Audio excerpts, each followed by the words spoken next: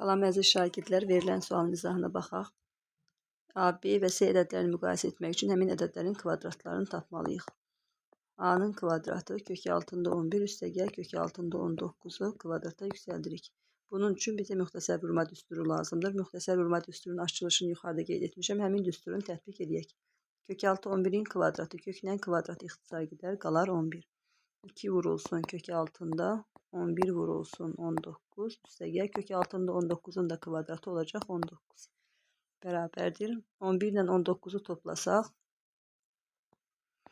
30 üstəgəl 2 kök altında 11'i də 19'a vursaq burada olacaq 201. B'nin kvadratını tapaq. B kvadratı bərabərdir. Kök altında 14 üstəgəl kök altında 16'nın kvadratı bərabərdir.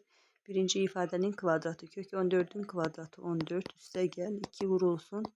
Kök altında 14 vurulsun. 16 üstəgəl kök altı 16'nın da kvadratı köklə kvadrat ixtisar gedər, qalar 16. 14 ilə 16'nı toplasam 30 üstəgəl 2 kök altında 14 ilə 16'nı da vursaq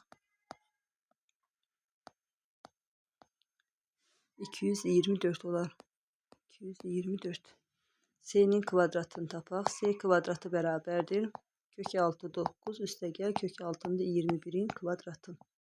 Kök 9'un kvadratı olacaqdır. 9 üstəgəl 2 vurulsun. Kök altı 9 vurulsun. 21 üstəgəl kök altında 21'in de kvadratı olacaq 21. 21 ilə 9'u toplasam 30 üstəgəl 2 kök altında 21'i de 9'a vursam 189. Kök altı ifadələrin qabağındakı ədədlər 30'da hamısında eynidir. A, B və C ədədlərini müqayisə etmək üçün bizə kök altı ifadələri müqayisə etsək doğru bərabərliyi alarıq. 189 burada. A'da 201, B 224, C'də isə kök altı ifadə 189'dur. Ən kiçik olan 189'dur. Deməli ən kiçiyi C'dir.